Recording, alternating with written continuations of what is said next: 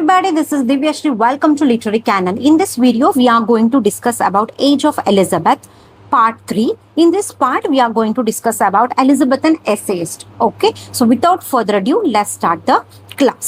Okay, Elizabethan essayist ಅಲ್ಲಿ first essayist ಬಂದ್ಬಿಟ್ಟು Sir Francis Bacon. Okay, so he was born in the year 1561 and died in the year 1626. Okay, na? So he is also called as father of empiricism ಅಂತ ಹೇಳಿ ಹೇಳ್ತೀವಿ. Empiricism ಅಂದ್ರೇನು? Knowledge comes from, okay, knowledge comes from direct experience. Okay, direct experience ಅದನ್ನ ನಾವ್ ಏನಂತ ಹೇಳ್ತೀವಿ, basically empiricism ಅಂತ ಹೇಳಿ ಹೇಳ್ತೀವಿ. ಅಂದ್ರೆ ಎಕ್ಸ್ಪೆರಿಮೆಂಟ್ ನ ಮೂಲಕ ಆ ಒಂದು ಹೊಸ ವಿಷಯವನ್ನ, ನಾಲೆಜ್ ಅನ್ನ ನಾವು ಡೈರೆಕ್ಟ್ ಆಗಿ ಎಕ್ಸ್ಪೀರಿಯನ್ಸ್ ಮಾಡೋಂಥದ್ದು. So that's called empiricism. So ಹಾಗಾಗಿ ಇವರನ್ನ ಫ್ರಾನ್ಸಿಸ್ ಬೇಕನ್ ಅನ್ನ ಫಾದರ್ ಆಫ್ ಎಂಪಿರಿಸಿಸಮ್ ಅಂತ ಹೇಳಿ ಹೇಳ್ತೀವಿ. And he was basically the legal adviser to Elizabeth first and under James the first. James the first ಆಳ್ವಿಕೆ ನಡೀತಾ ಇರುವಂತ ಟೈಮಲ್ಲಿ ಅವರಿಗೆ ನೈಟ್ಹುಡ್ ಸಿಗುತ್ತೆ. ಹಾಗಾಗಿ ಅವರನ್ನ ಸರ್ ಫ್ರಾನ್ಸಿಸ್ ಬೇಕನ್ ಅಂತ ಹೇಳಿ ಕರೆಯೋದಕ್ಕೆ ಶುರು ಮಾಡ್ತೀವಿ. ಓಕೆನಾ? So he is well known for aphoristic style ಅಂತ ಹೇಳಿ ಹೇಳ್ತೀವಿ. ಅಪೋರಿಸ್ಟಿಕ್ ಸ್ಟೈಲ್ ಅಂತಂದ್ರೆ ಲಾಟ್ಸ್ ಆಫ್ ಪ್ರಾವರ್ಬ್ಸ್ ಮತ್ತೆ ಏನಂತ ಹೇಳ್ತೀವಿ, ಮ್ಯಾಗ್ಸಿಮ್ಸ್ ಗಳನ್ನ ಯೂಸ್ ಮಾಡ್ತಾ ಇದ್ರು ಅವರ ವರ್ಕ್ಸ್ ಗಳಲ್ಲಿ. ಸೊ ಹಾಗಾಗಿ he was famous for aphoristic style ಅಂತಾನು ಕೂಡ ಹೇಳ್ತೀವಿ. Bacon took up Aristotle's empirical inductive method. Inductive methods ಮತ್ತೆ ಡಿಡಕ್ಟಿವ್ ಮೆಥಡ್ಸ್ ಅಂತ ಬರುತ್ತೆ, ಪೇಪರ್ 1 ಅಲ್ಲೂ ಬರುತ್ತೆ, ಕರೆಕ್ಟ್ ಅಲ್ವಾ? ಡಿಡಕ್ಟಿವ್ ಮೆಥಡ್ಸ್ ಅಂದ್ರೇನು general to particular, inductive method ಅಂದ್ರೆ ಪರ್ಟಿಕ್ಯುಲರ್ ಟು ಜನರಲ್. ಸೊ ಆ ತರ ಮೆಥಡ್ಸ್ ಅನ್ನ ಯೂಸ್ ಮಾಡಿ, ಯು ನೋ ಅಬೌಟ್ ದ್ಯಾಟ್. ನಾನು ಅದ್ರ ಬಗ್ಗೆ ಜಾಸ್ತಿ ಡಿಸ್ಕಸ್ ಮಾಡೋದಕ್ಕೆ ಹೋಗಲ್ಲ. ಓಕೆನಾ? ಮಾರ್ಚ್ 1623 ಅಲ್ಲಿ ಏನಾಗುತ್ತೆ ಅಂದ್ರೆ ಅವರೊಂದು ಎಕ್ಸ್ಪೆರಿಮೆಂಟ್ ಮಾಡ್ತಾರೆ ಆನ್ ವೆದರ್ ಸ್ನೋ ಇದೆಯಲ್ಲ, ವೆದರ್ ಸ್ನೋ ಇಂದ ನಾವು ಮೀಟ್ ಅನ್ನ ಪ್ರಿಸರ್ವ್ ಮಾಡ್ಬೋದಾ ಅಂತ ಹೇಳ್ಬಿಟ್ಟು ಆ ತರ ಒಂದು ಎಕ್ಸ್ಪೆರಿಮೆಂಟ್ ಅನ್ನ ಮಾಡೋದಕ್ಕೆ ಶುರು ಮಾಡ್ತಾರೆ. ಈಸ್ ಬೇಸಿಕಲಿ ದ ಸೈಂಟಿಸ್ಟ್, ಆಯ್ತಾ, ಯಾರು? ಬೇಕನ್. ಸೊ ಇದೇನಾಗುತ್ತೆ which led to his death by pneumonia, ಆಯ್ತಾ, at Highgate outside the London. Okay, ಅವರ ಎಸ್ಸೆನ 2 ಎಡಿಷನ್ಸ್ ಗಳಲ್ಲಿ ನೋಡ್ಬೋದು. ಒಂದು ಎಡಿಷನ್ ಪಬ್ಲಿಷ್ ಆಗಿದ್ದು 1612 ಅಲ್ಲಿ, ಅದರಲ್ಲಿ 38 ಎಸ್ಸೆಸ್ ಅನ್ನ ನೋಡ್ಬೋದು. ಸೆಕೆಂಡ್ ಎಡಿಷನ್ 1625 ಅಲ್ಲಿ ಅದು ರಿಲೀಸ್ ಆಗುತ್ತೆ, ಅದರಲ್ಲಿ 52 ಎಸ್ಸೆಗಳನ್ನ ನಾವು ನೋಡ್ತಾ ಹೋಗ್ಬೋದು. This is the overview of Francis Bacon. Let's discuss about his works, ಆಯ್ತಾ. ನಾನೊಂದು ಓವರ್ ವ್ಯೂ ಕೊಟ್ಟಿದ್ದೀನಿ. So you have to little more, ಅಂದ್ರೆ ಅದ್ರ ಬಗ್ಗೆ ಸ್ವಲ್ಪ ಏನಂತ ಹೇಳ್ತೀವಿ, ಇನ್ ಡೆಪ್ತ್ ಸ್ಟಡಿಯನ್ನ ಮಾಡಿ. ಓಕೆನಾ? ಫಸ್ಟ್ ನೋಡಿ, ಫಸ್ಟ್ ವರ್ಕ್ ಯಾವುದು? Instauratio Magna or great instauration ಅಂತ ಹೇಳಿ ಹೇಳ್ತೀವಿ. Instauratio Magna or great Instauratio which was published in the year 1605 ಅಂತ ಹೇಳಿ ಹೇಳ್ತೀವಿ. ಇಲ್ಲಿ ಎಂಪಿರಿಕಲ್ ಮೆಥಡ್ಸ್ ಅನ್ನ ಫಾರ್ ದ ಫಸ್ಟ್ ಟೈಮ್ ಅವ್ರು ಏನ್ ಮಾಡ್ತಾರೆ, ಯೂಸ್ ಮಾಡ್ತಾರೆ. ಹೇಳಿದ್ರೆ knowledge comes from direct experiences. So ಅದನ್ನ ನಾವಿಲ್ಲಿ ನೋಡ್ಬೋದು. ಈ ಇಂಟ್ರೊಡ್ಯೂಸ್ ದಿಸ್ ಪರ್ಟಿಕ್ಯುಲರ್ ಮೆಥಡ್ಸ್ ಅನ್ನ ಈ ಇನ್ಸ್ಟೋರೇಷಿಯೋ ಮ್ಯಾಗ್ನಾದಲ್ಲಿ ಹೇಳಿದ್ದಾರೆ. ಅಂಡ್ ಇದು ಎಲ್ಲಿಂದ ಇನ್ಸ್ಪೈರ್ ಆಗುತ್ತೆ ಅಂದ್ರೆ earth creation by the god. ಅಂದ್ರೆ ಈಗ 6 days ಏನ್ ಮಾಡ್ತಾರೆ, ಅರ್ತ್ ಅನ್ನ ಕ್ರಿಯೇಟ್ ಮಾಡೋದಕ್ಕೆ ಏನ್ ಮಾಡ್ತಾರೆ, ದೇವ್ರು ಎಲ್ಲರನ್ನ ಸೇರ್ಕೊಂಡು ಅರ್ತ್ ಅನ್ನ ಕ್ರಿಯೇಟ್ ಮಾಡ್ತಾರೆ. ಅಂಡ್ 1 day ರೆಸ್ಟ್ ಕೊಡ್ತಾರೆ, ದಟ್ ಸಂಡೇ. ಆ ಒಂದು ಏನಂತ ಹೇಳ್ತೀವಿ, ಇನ್ಸ್ಪಿರೇಷನ್ ಇಂದ ಈ ಒಂದು ಇನ್ಸ್ಟೋರೇಷಿಯೋ ಮ್ಯಾಗ್ನಾ ಅನ್ನೋದನ್ನು ಬರೆದಿದ್ದಾರೆ. ಓಕೆನಾ? ಸೊ ಸೆಕೆಂಡ್ ವರ್ಕ್ ನೋಡಿ, new method or Novum Organum Scientiarum. ಓಕೆನಾ? So new method or Novum Organum Scientiarum which was published in the year 1620. ಇಲ್ಲಿ basically reference to Aristotle Organon ಇಂದ ತಗೊಂಡಿರುವಂತದ್ದು. So which is a treatise on Organon, ಯಾವ್ದ್ರ ಮೇಲೆ ಇರೋದು? Logic ಮತ್ತೆ ಸಿಲಾಜಿಸಮ್ ಗೊತ್ತಿದೆಯಲ್ಲ, ಅದ್ರ ಬಗ್ಗೆ ಇರುವಂತದ್ದು. Here he introduced Baconian methods ಅಂತ ಹೇಳಿ ಹೇಳ್ತೀವಿ. ಓಕೆನಾ? So that's very important. Next ನೋಡಿ, the advancement of learning which was published in the year 1605. ಇದು direct address to James the first, the king James the first ಅಂತ ಹೇಳಿ ಹೇಳ್ತೀವಿ. ಇಲ್ಲಿ basically talking about human understanding ಬಗ್ಗೆ ಮಾತಾಡ್ತಾರೆ. Human understanding ಬಗ್ಗೆ ಮಾತಾಡ್ತಿರ್ಬೇಕಾದ್ರೆ ಈ ಡಿವೈಡ್ಸ್ ಇಟ್ ಇಂಟು 3 ಟೈಪ್ ಅಂತ ಹೇಳ್ಬೋದು. ಒಂದು ಹಿಸ್ಟ್ರಿ ಅಂತಂದ್ರೇನು? Man's faculty of memory. Okay, that is history. Next ಹೇಳ್ತಾರೆ ಪೊಯಿಟ್ರಿ ಅಂದ್ರೇನು? Man's faculty of imagination. Philosophy ಅಂತಂದ್ರೇನು? ಬೇಸಿಕಲಿ ಫಿಲಾಸಫಿ ಅಂದ್ರೆ ಮ್ಯಾನ್ಸ್ ಫ್ಯಾಕಲ್ಟಿ ಆಫ್ ರೀಸನ್. ಆಯ್ತಾ? ಹಿಸ್ಟ್ರಿ ಅಂತಂದ್ರೇನು? ಬೇಸಿಕಲಿ ಮೆಮೊರಿ, ನಿಮ್ಗೆ ಏನ್ ಪಾಸ್ಟ್ ಅಲ್ಲಿ ನಡೆದಿದೆ ಅದ್ರ ಬಗ್ಗೆ ತಿಳ್ಕೊಳ್ಳೋಂಥದ್ದು. ಪೊಯೆಟ್ರಿ ಅಂದ್ರೂ ಇಮ್ಯಾಜಿನೇಷನ್ ಮಾಡ್ಕೊಳ್ಳೋಂಥದ್ದು. ಫಿಲಾಸಫಿ ಅಂದ್ರೇನು? ತತ್ವ, ರೀಸನ್ ಬಗ್ಗೆ ಹೇಳೋಂಥದ್ದು. ಸೊ ಇದ್ರ ಬಗ್ಗೆ ಹೇಳ್ತಾರೆ ಹ್ಯೂಮನ್ ಅಂಡರ್ಸ್ಟ್ಯಾಂಡಿಂಗ್ ಅಲ್ಲಿ. ಆಯ್ತಾ? ಆಮೇಲೆ 2 ಟ್ರೂತ್ಸ್ ಗಳ ಬಗ್ಗೆ ಮಾತಾಡಿದ್ದಾರೆ ಈ ಒಂದು ಬುಕ್ ಅಲ್ಲಿ. ದಟ್ಸ್ ಬೇಸಿಕಲಿ ಥಿಯೋಲಾಜಿಕಲ್ ಟ್ರೂತ್ ಮತ್ತೆ ಸೈಂಟಿಫಿಕ್ ಟ್ರೂತ್ ಬಗ್ಗೆ ಹೇಳ್ತಾರೆ. ಥಿಯೋಲಾಜಿಕಲ್ ಟ್ರುತ್ ಅಂತಂದ್ರೆ ಏನು, ಬೇಸಿಕಲಿ ಒರಾಕಲ್ ಆಫ್ ಗಾಡ್ ಅಂತ ಹೇಳ್ಬೋದು. ಸೈಂಟಿಫಿಕ್ ಟ್ರುತ್ ಬಂದ್ಬಿಟ್ಟು based on light off nature and dates of reason ಅಂತ ಹೇಳಿ ಹೇಳ್ಬೋದು. ಓಕೆನಾ. ನೆಕ್ಸ್ಟ್ ನೋಡಿ, new Atlantis. New Atlantis which was published in the year 1626 ಅಲ್ಲಿ. ಇಟ್ಸ್ ಆನ್ ಇನ್ಕಂಪ್ಲೀಟ್ ಯುಟೋಪಿಯನ್ ನಾವೆಲ್ ಅಂತ ಹೇಳ್ಬೋದು. It's a PYQ which work of Francis beacon is incomplete ಅಂತ ಕೇಳಿದ್ರು. ದಟ್ಸ್ ನನ್ ಅದರ್ ದನ್ ನ್ಯೂ ಅಟ್ಲಾಂಟಿಸ್ ಅಂತ ಹೇಳಿ ಹೇಳ್ಬೋದು. ಇದು ಸೆಟ್ ಆಗಿದೆ ಅಲ್ಲಿ ಬೆನ್ಸಲೆಮ್ ಅಲ್ಲಿ. ಓಕೆ, ಬೆನ್ಸಲೆಮ್ ಆಯ್ತಾ. ಸೊ ಸನ್ ಆಫ್ ಪೀಸ್ ಅಂತ ಹೇಳ್ತೀವಿ. ಇಲ್ಲಿ ಏನಾಗುತ್ತೆ ಅಂದ್ರೆ, the crew of Spanish merchant ship ಇದೆಯಲ್ಲ, sailing from Peru to China ಆಯ್ತಾ. ಸೊ ಆ ಟೈಮಲ್ಲಿ ship blown off and reached Bensalem. Okay, so that is the story. Okay, so of New Atlantis, utopian novel ಅಂತ ಹೇಳಿ ಹೇಳ್ತೀವಿ. Next ಬಂದ್ಬಿಟ್ಟು of studies is an essay which is published in the year 1597 ಅಂತ ಹೇಳಿ ಹೇಳ್ತೀವಿ. ಆಯ್ತು, of studies ಅಲ್ಲಿ ಏನ್ ಹೇಳ್ತಾರೆ ಅಂತಂದ್ರೆ, ಜನರು ಯಾಕೆ ಓದ್ತಾರೆ, ಫಸ್ಟ್ ಆಫ್ ಆಲ್ ಒಂದು ಟು ಡಿಲೈಟ್ ಅಂತಂದ್ರೆ ಏನು, ಟು ಡಿಲೈಟ್ ಅಂತಂದ್ರೆ ಬೇಸಿಕಲಿ ಪರ್ಸನಲ್ ಪ್ರೆಷರ್ ಮತ್ತೆ ಎಂಜಾಯ್ಮೆಂಟಿಗೋಸ್ಕರ ಓದ್ತಾರೆ. Okay, that's is basically to delight. Second one ಏನಂತಂದ್ರೆ ಆರ್ನಮೆಂಟಿಂಗ್ ಒನ್ಸ್ ಲೈಫ್ ಆಯ್ತಾ. ಸೊ ಆರ್ನಮೆಂಟಿಂಗ್ ಅಂದ್ರೆ ಇನ್ನೊಂದು ನಿಮ್ಗೆ ಏನಪ್ಪಾ ಅಂತಂದ್ರೆ ಕಮ್ಯುನಿಕೇಶನ್ ಸ್ಕಿಲ್ ಇದೆಯಲ್ಲ, ವಿಚ್ ನೀವು ಎನ್ಹಾನ್ಸ್ಮೆಂಟ್ ಮಾಡೋದಕ್ಕೋಸ್ಕರ ಓದುವಂಥದ್ದು. ಸೊ ಆರ್ನಮೆಂಟಿಗೋಸ್ಕರ ಓದ್ತೀರಾ. ಇನ್ನೊಂದು ಏನಪ್ಪಾ ಅಂದ್ರೆ ಇಂಪ್ರೂವ್ ಅಬಿಲಿಟಿ ಆಯ್ತಾ. ಇನ್ನೊಂದು ಬಂದ್ಬಿಟ್ಟು ಇಂಪ್ರೂವ್ ಅಬಿಲಿಟಿಗೋಸ್ಕರ ಓದ್ತೀರಾ. That's means practical applications of learned language to address specific challenges ಅಥವಾ ಅಬ್ಸ್ಟಾಕಲ್ಸ್ಗಳನ್ನ ಅಡ್ರೆಸ್ ಮಾಡೋದಕ್ಕೋಸ್ಕರ ನೀವು ಅದನ್ನ ಕಲ್ತ್ಕೋತೀರಾ.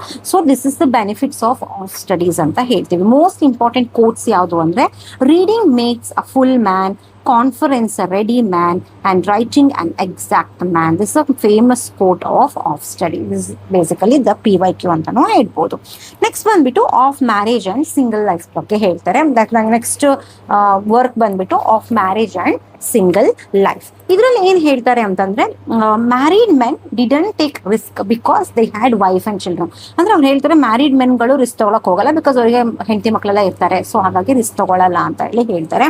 ಅವರು ಆ ಮೂರು ವ್ಯಕ್ತಿಗಳ ಬಗ್ಗೆ ಹೇಳಿದ್ದಾರೆ. ಒಬ್ರು ಕ್ಲರ್ಜಿ ಮೆನ್, ಅವ್ರು ಹೇಳ್ತಾರೆ ದೇ ಶುಡ್ ರಿಮೇನ್ ಸಿಂಗಲ್ ಆಯ್ತಾ, ಅವ್ರು ಮದ್ವೆ ಆಗ್ಬಾರ್ದು ಬಿಕಾಸ್ ಅವ್ರು ಕರಪ್ಷನ್ ಮಾಡ್ತಾರೆ, ಅದು ಇದು ಅಲ್ವಾ. ಸೊ ಹಾಗಾಗಿ ಜಡ್ಜು ಕೂಡ ಮದ್ವೆ ಆಗ್ಬಾರ್ದು ಅಂತಾರೆ, ಬಿಕಾಸ್ ಅವ್ರು ಯಾವಾಗ್ಲೂ ಬ್ರೈಬರಿಯಲ್ಲಿ ಬಿದ್ದಿರ್ತಾರೆ. ಸೊ ಹಾಗಾಗಿ ಅವ್ರು ಹೇಳ್ತಾರೆ ಸೋಲ್ಜರ್ ಇದಾರಲ್ಲ ಅವ್ರು ಮದ್ವೆ ಮಾಡ್ಕೋಬೇಕು. ಯಾಕೆ ಅಂತಂದ್ರೆ, so they should marry because they thought of his wife and perform well. ಅಂದ್ರೆ ಅವರು ಅಯ್ಯೋ ನನ್ನ ಮನೇಲಿ ನನ್ನ ಹೆಂಡತಿ ಕಾಯ್ತಾ ಇದ್ದಾಳೆ, ಸೊ ನಾನು ಸರಿಯಾಗಿ ಯುದ್ಧ ಮಾಡಿ ಗೆದ್ಕೊಂಡು ನಾನು ಎಲ್ಲಿ ಹೋಗ್ಬೇಕು, ನನ್ನ ಮನೆಗೆ ಸೇರ್ಕೋಬೇಕು, ನಂಗೆ ಮಕ್ಕಳಿದ್ದಾರೆ, ನಂಗೆ ಹೆಂಡತಿ ಇದ್ದಾರೆ ಅನ್ನೋದು ಅವ್ರ ತಲೆಯಲ್ಲಿ ಇರುತ್ತೆ. ಸೊ ಹಾಗಾಗಿ ಅವ್ರು ಏನ್ ಮಾಡ್ತಾರೆ, soldiers they perform well in the battle field ಅಂತ ಹೇಳಿ ಹೇಳ್ಬೋದು. ಸೊ ಹಾಗಾಗಿ ಕ್ಲರ್ಜಿಮೆನ್ ಜಡ್ಜ್ ಮದ್ವೆ ಆಗ್ಬಾರ್ದು, ಬಟ್ ಸೋಲ್ಜರ್ ಮದ್ವೆ ಆಗ್ಬೇಕು ಅಂತ ಹೇಳಿ ಹೇಳ್ತಾರೆ. ಕ್ವಾಲಿಟಿ ಆಫ್ ಮ್ಯಾರಿಡ್ ಮೆನ್ ಬಗ್ಗೆನೂ ಕೂಡ ಹೇಳಿದ್ದಾರೆ. ಇದರಲ್ಲಿ ಅವ್ರು ಹೇಳ್ತಾರೆ ಮ್ಯಾರಿಡ್ ಮೆನ್ ಏನಬ್ಬರ ದೇವರ್ ವೆರಿ ಕೈಂಡ್ ಅಂತ ಹೇಳಿ ಹೇಳ್ತಾರೆ. ಅನ್ಮ್ಯಾರಿಡ್ ಒನ್ ಸ್ವಲ್ಪ ಕ್ರೂಯಲ್ ಆಗಿರ್ತಾರೆ. ಅಂಡ್ ಮ್ಯಾರಿಡ್ ಮೆನ್ ಇರ್ತಾರಲ್ಲ, if the husband is wise ಆಯ್ತಾ. So for example married men ತಗೊಳ್ಳೋಣ, ಅದ್ರಲ್ಲಿ ಹಸ್ಬೆಂಡ್ ವೈಸ್ ಆಗಿದ್ರೆ ವೈಫ್ ಈಸ್ ಒಬಿಡಿಯಂಟ್ ಅಂತ ಹೇಳ್ಬೋದು. ವೈಫ್ ವಿಲ್ ಬಿ ಒಬಿಡಿಯಂಟ್ ಆಯ್ತಾ. For young men wife is mistress ಆಯ್ತಾ. ಸೊ ಯಂಗ್ ಮೆನ್ನಿಗೆ ವೈಫ್ ಇಸ್ ಮಿಸ್ಟ್ರೆಸ್, ಮಿಡಲ್ ಮೆನ್ನಿಗೆ wife is companion, and old ಮೆನ್ನಿಗೆ ವೈಫ್ ಇಸ್ ನರ್ಸ್ ಅಂತ ಹೇಳಿ ಹೇಳ್ತಾರೆ. ಓಕೆನಾ. ಸೊ ಅದ್ರ ಬಗ್ಗೆ ಹೇಳ್ತಾರೆ. Bad husband will get good wife ಅಂತಾನು ಕೂಡ ಹೇಳ್ತಾರೆ ಇದ್ರಲ್ಲಿ. ಓಕೆನಾ. So this overview of marriage and single life ಅಂತಾನು ಕೂಡ ಹೇಳ್ಬೋದು. ಓಕೆನಾ. Okay, the most famous quotes ಅಂತಂದ್ರೆ, for young men wife is mistress ಆಯ್ತಾ. ಅಂದ್ರೆ ಯಂಗ್ ಮೆನ್ನಿಗೆ ಅವರು ಮಿಸ್ಟ್ರೆಸ್ ತರ ಟ್ರೀಟ್ ಮಾಡ್ತೀವಿ ಅವರನ್ನ. ಮಿಡಲ್ ಮೆನ್ನಿಗೆ ಕಂಪ್ಯಾನಿಯನ್ ಆಗ್ತಾಳೆ ವೈಫು. ನೆಕ್ಸ್ಟ್ ಓಲ್ಡ್ ಮೆನ್ನಿಗೆ ಏನಾಗ್ತಾರೆ, ವೈಫು ನರ್ಸ್ ಆಗಿ ಇರ್ತಾಳೆ ಅನ್ನೋದು. ಓಕೆನಾ. ಸೊ ಅದನ್ನ ಇಲ್ಲಿ ಹೇಳ್ತಾ ಹೋಗ್ತಾರೆ. ನೆಕ್ಸ್ಟ್ ನೋಡೋಣ, seventh one of travel which was published in the year 1625 ಅಲ್ಲಿ. ಓಕೆನಾ. ಸೊ ಆಫ್ ಟ್ರಾವೆಲ್ ಅಲ್ಲಿ ಏನ್ ಹೇಳ್ತಾರೆ ಅಂದ್ರೆ, first of all especially travel ಮಾಡೋದ್ರಿಂದ ಏನಾಗುತ್ತೆ ಅಂದ್ರೆ, ಯಂಗ್ ಪೀಪಲ್ಗೆ ಎಜುಕೇಶನ್ ಸಿಗ್ದಂಗೆ ಆಗುತ್ತೆ, ಅಡಲ್ಟ್ ಒನ್ನಿಗೆ ಪಾರ್ಟ್ ಆಫ್ ಎಕ್ಸ್ಪೀರಿಯನ್ಸ್ ಅಂತ ಕೂಡ ಹೇಳ್ಬೋದು ಅಂತ ಹೇಳ್ತಾರೆ. ಸೊ ಟ್ರಾವೆಲ್ ಮಾಡ್ಬೇಕಾದ್ರೆ ನೀವು ಡೈರಿಯನ್ನ ಇಟ್ಕೋಬೇಕು ಅಂತ ಹೇಳ್ತಾರೆ. ಈ ಟ್ರಾವೆಲ್ ಮಾಡ್ಬೇಕಾದ್ರೆ ಡೈರಿ ಇಟ್ಕೊಂಡ್ರೆ ಏನಾಗತ್ತೆ, ನೀವು ರೆಕಾರ್ಡ್ ಮಾಡ್ಬೋದು, ಏನ್ ಅಬ್ಸರ್ವ್ ಮಾಡಿದೀರಾ ಅದನ್ನ ರೆಕಾರ್ಡ್ ಮಾಡ್ಬೋದು ಅಂತ ಹೇಳ್ತಾರೆ. ಆಮೇಲೆ ಅವ್ರು ಹೇಳ್ತಾರೆ, ಅಡ್ವೈಸ್ ಮಾಡ್ತಾರೆ, you must take some guide book ಅನ್ನು ಕೂಡ ತಗೋಬೇಕು ವೈಲ್ ಟ್ರಾವೆಲಿಂಗ್ ಅಂತ ಹೇಳ್ತಾರೆ. And don't stay in single place. ಒಂದೇ ಪ್ಲೇಸ್ ಅಲ್ಲಿ ಟ್ರಾವೆಲ್ ಮಾಡ್ಬೇಕಾದ್ರೆ ಒಂದೇ ಪ್ಲೇಸ್ ಅಲ್ಲಿ ಟ್ರಾವೆಲ್ ಮಾಡಬೇಡಿ, ಡಿಫ್ರೆಂಟ್ ಪ್ಲೇಸ್ಗೆ ಹೋಗ್ತಾ ಹೋಗಿ ಅಂತ ಹೇಳ್ತಾರೆ. ಅಂಡ್ ಇನ್ನೊಂದು ಹೇಳ್ತಾರೆ, ಫೈನಲ್ ಆಗಿ ಹೇಳ್ತಾರೆ, don't quarrel with anybody and avoid chaotic person.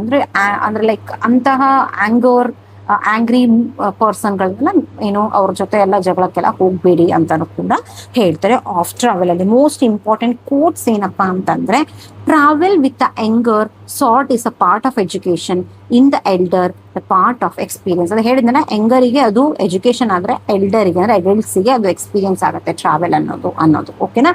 Next ನೋಡಿ, ಆಫ್ ಫ್ರೆಂಡ್ಶಿಪ್. ಇದು PYQ ಕೇಳಿದ್ದಾರೆ ಆಫ್ ಟ್ರಾವೆಲ್ ಬಗ್ಗೆ. ಓಕೆನಾ. ನೆಕ್ಸ್ಟ್ ಆಫ್ ಫ್ರೆಂಡ್ಶಿಪ್ ಬಗ್ಗೆ ನೋಡೋಣ. ಆಫ್ ಫ್ರೆಂಡ್ಶಿಪ್ ಅಲ್ಲಿ ಏನಾಗುತ್ತೆ ಅಂತಂದ್ರೆ, ಆ ಫ್ರೆಂಡ್ಶಿಪ್ ಅಲ್ಲಿ ಬೇಸಿಕಲಿ ಈಸ್ ರೆಫರಿಂಗ್ ಅರಿಸ್ಟಾಟಲ್ಸ್ ಐಡಿಯಾ ಬಗ್ಗೆ ಹೇಳ್ತಾರೆ. ಅಂಡ್ 3 ಅಡ್ವಾಂಟೇಜಸ್ ಆಫ್ ಫ್ರೆಂಡ್ಶಿಪ್ ಏನಪ್ಪಾ ಅಂದ್ರೆ, ಒಂದು ಇಮೋಷನಲ್ ಸಪೋರ್ಟ್ ಅಲ್ವಾ. ನಾವು ಫ್ರೆಂಡ್ಶಿಪ್ ಯಾಕೆ ಮಾಡ್ಕೋತೀವಿ ಅಂದ್ರೆ ಇಮೋಷನಲ್ ಸಪೋರ್ಟ್ ಸಿಗುತ್ತೆ ಅನ್ನೋದು, ಇನ್ನೊಂದು ಪ್ರಾಕ್ಟಿಕಲ್ ಅಡ್ವೈಸ್ ಸಿಗುತ್ತೆ ಅನ್ನೋದು ಕೂಡ ಅಲ್ವಾ. ನೆಕ್ಸ್ಟ್ ಹೇಳ್ತಾರೆ, ಮಾರಲ್ ಗೈಡೆನ್ಸ್ ಕೂಡ ಸಿಗುತ್ತೆ ಅವರಿಂದ ಅಲ್ವಾ. ಸೊ ಅದಕ್ಕೋಸ್ಕರ ನಾವೇನ್ ಮಾಡ್ತೀವಿ, ಫ್ರೆಂಡ್ಶಿಪ್ ಅನ್ನ ಮಾಡ್ತೀವಿ ಅಂತ ಹೇಳ್ತೀವಿ. ಮೋಸ್ಟ್ ಇಂಪಾರ್ಟೆಂಟ್ ಕೋಟ್ಸ್ ಏನು, whosoever is delighted in solitude is either a wild beast or a god. This is a famous quote. ಓಕೆನಾ. ನೆಕ್ಸ್ಟ್ ನೋಡಿ, of great places. Of great places ಅಲ್ಲಿ ಏನೇನ್ ಹೇಳ್ತಾರೆ, ಬೇಸಿಕಲಿ ಇಲ್ಲಿ ಹೇಳ್ತಾರೆ, people of great places are like a fish out of water ಅಂತ ಹೇಳ್ತಾರೆ. ಓಕೆನಾ. ಸೊ ಇಲ್ಲಿ ಏನಪ್ಪಾ ಅಂತಂದ್ರೆ, men in the great places should away from delay, ಆಯ್ತಾ. So delay and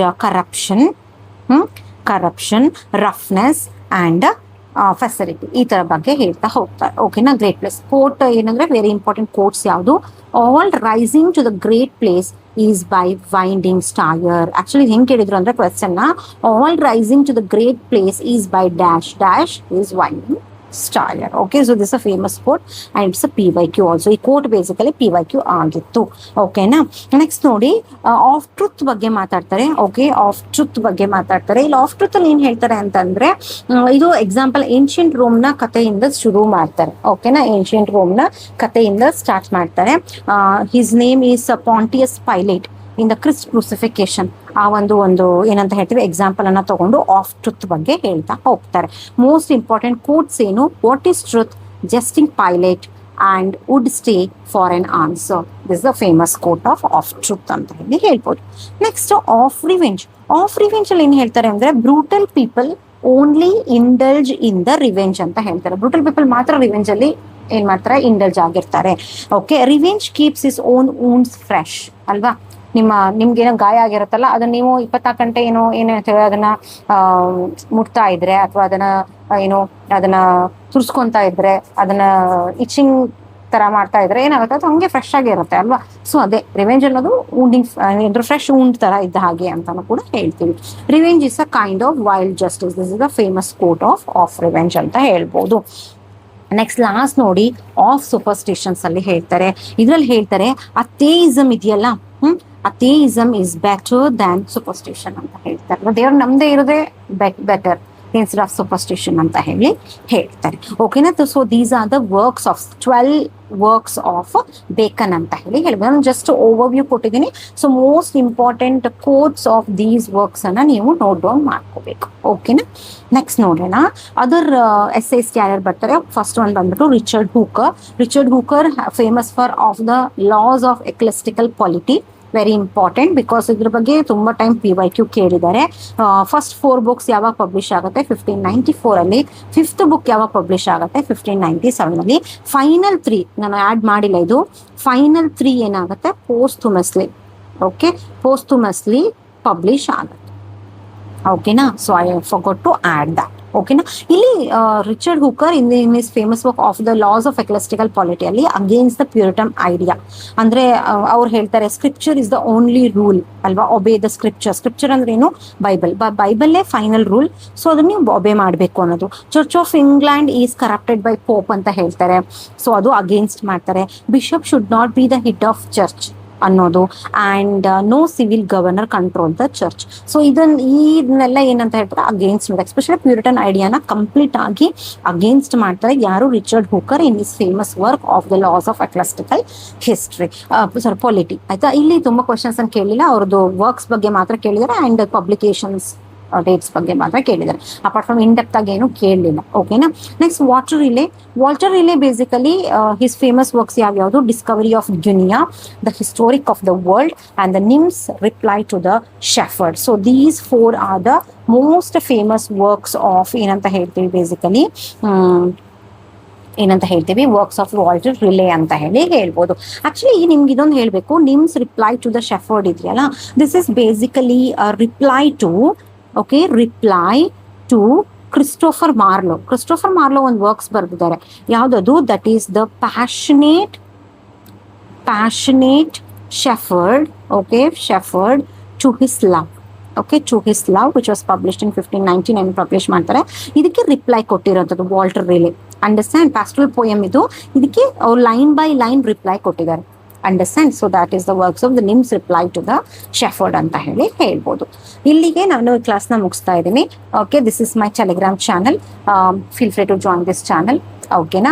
so already ಎಲ್ಲ PDF ನ ಅಪ್ಲೋಡ್ ಮಾಡಿದ್ದೀನಿ, ಮ್ಯಾಕ್ಸಿಮಮ್ ಆಗಿ ಯುಟಿಲೈಸ್ ಮಾಡ್ಕೊಳ್ಳಿ. ನಾನು ಪ್ರತಿ ವಿಡಿಯೋದಲ್ಲಿ ಹೇಳಿದಾಗೆ ಇವಾಗಿಂದನೇ ಸ್ಟಡಿ ಮಾಡೋದಕ್ಕೆ ಶುರು ಮಾಡಿ. ನಿಮ್ಗೆ ಓವರ್ವ್ಯೂ ಕೊಟ್ಟಿದ್ದೀನಿ ನಿಮಗೆ ನಾನು.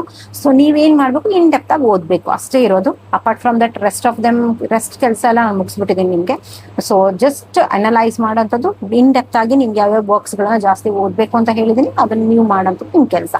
ಸ್ಟಿಲ್ ಡಿಸೆಂಬರ್ ಎಕ್ಸಾಮಿಗೆ 6 ಮಂತ್ ಟೈಮ್ ಗ್ಯಾಪ್ಸ್ ಇದೆ. ಸೊ ಇವಾಗಿಂದನೇ ಶುರು ಮಾಡಿ. ಓಕೆನಾ. What you have to do, like ಮಾಡಿ, ಶೇರ್ ಮಾಡಿ ಅಂಡ್ ಕಮೆಂಟ್ ಮಾಡಿ how is the class. Okay, so next subscribe ಮಾಡಿ. ಸಬ್ಸ್ಕ್ರೈಬ್ ಮಾಡಿ. ನೆಕ್ಸ್ಟ್ ನಾನು ಒಂದು ಮಿಸ್ ಮಾಡಿದ್ದೀನಿ, ಶೇಕ್ಸ್ಪಿಯರ್ ಡ್ರಾಮಾಟಿಸ್ಟ್ ಇದರಲ್ಲಿ ಶೇಕ್ಸ್ಪಿಯರ್ನ ಮಿಸ್ ಮಾಡಿದ್ದೀನಿ. ಸೊ ಅದು ನಾನು almost most of the place ಯಾವ್ಯಾವಿದೆ ವೆರಿ ಇಂಪಾರ್ಟೆಂಟ್ ನೆಟ್ಟಲ್ಲಿ, ಸರಿ ಅಂದರೆ ನೆಟ್ಟಲ್ಲಿ ಯಾವ್ಯಾವುದು ಮೋಸ್ಟ್ ಇಂಪಾರ್ಟೆಂಟ್ ವರ್ಕ್ಸ್ ಇದೆ ಅದನ್ನು ನಾವು ಬೇಸಿಕಲಿ ನಾನು ಅದನ್ನು ಸಪ್ರೇಟ್ ಆಗಿ ನಾನು ಡಿಸ್ಕಸ್ ಮಾಡ್ತೀನಿ. ಓಕೆನಾ.